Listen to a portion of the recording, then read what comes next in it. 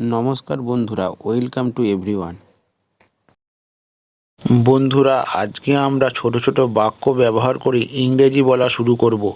Fluently English বলতে চাইলে এই বাক্যগুলি আপনাদের নিয়মিত অভ্যাস করতে হবে। তাছাড়া এই বাক্যগুলির ব্যবহার না জানলে আপনারা ইংরেজিতে দক্ষ হতে পারবেন না। তাহলে চলুন বন্ধুরা, আমরা এইসব গুরুত্বপূর্ণ বাক্যগুলিকে জেনে নিই। সরাসরি আসা, কাম ডাইরেক্টলি, কাম ডাইরেক্টলি।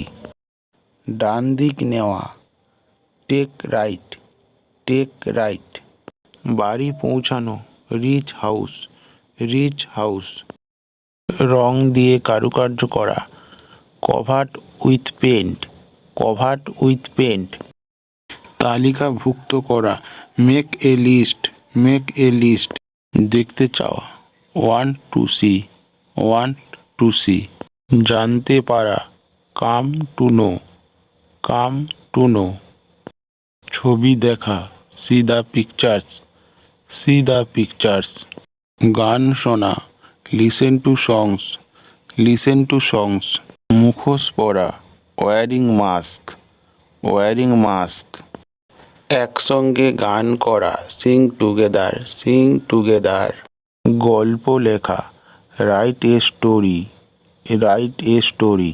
হঠাৎ দেখা, লুক সাডেনলি, লুক সাডেনলি। অল্পক্ষণ থামা, make a short stop, make a short stop. বলতে শুরু করা, স্টার্ট টেলিং, স্টার্ট টেলিং। বিবাহ করা, গেট ম্যারিড, গেট ম্যারিড। এক ঝলক দেখা, কুইক লুক, কুইক লুক।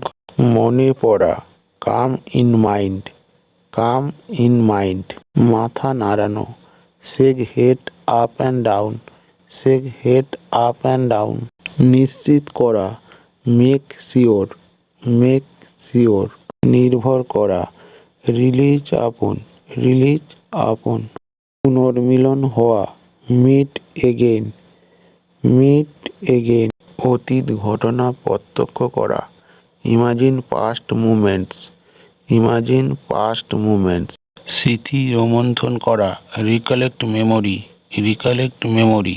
কোনো কিছু না বদলানো, নাথিং চেঞ্জ, নাথিং চেঞ্জ। বড় হওয়া, গ্রো আপ, গ্রো আপ। উপর থেকে দেখা, look from above, look from above.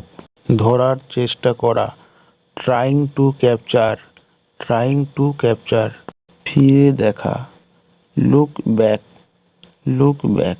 সোজা যাও, গো স্ট্রেট, গো স্ট্রেট। টাকা দেওয়া, গিভ মানি, গিভ মানি। যত্ন নেওয়া, টেক কেয়ার, টেক কেয়ার। উঠে দাঁড়ানো, স্ট্যান্ড আপ, স্ট্যান্ড আপ।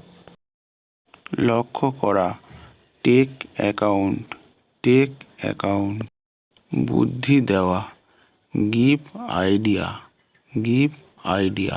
রাগান্বিত হওয়া, বিকাম অ্যাংরি, বিকাম অ্যাংরি। পরিচয় প্রকাশ করা, রিভিল আইডেন্টিটি, রিভিল আইডেন্টিটি। উপদেশ দেওয়া, গিভ অ্যাডভাইস, গিভ অ্যাডভাইস। আকৃষ্ট হওয়া, গেটিং অ্যাট্রাক্টেড, গেটিং অ্যাট্রাক্টেড। রাস্তা পার হওয়া, cross the road, cross the road. তাহলে বন্ধুরা, আজ এই পর্যন্তই। আবার আপনাদের সঙ্গে দেখা হবে পরবর্তী ভিডিওতে নতুন কোনো টপিক নিয়ে।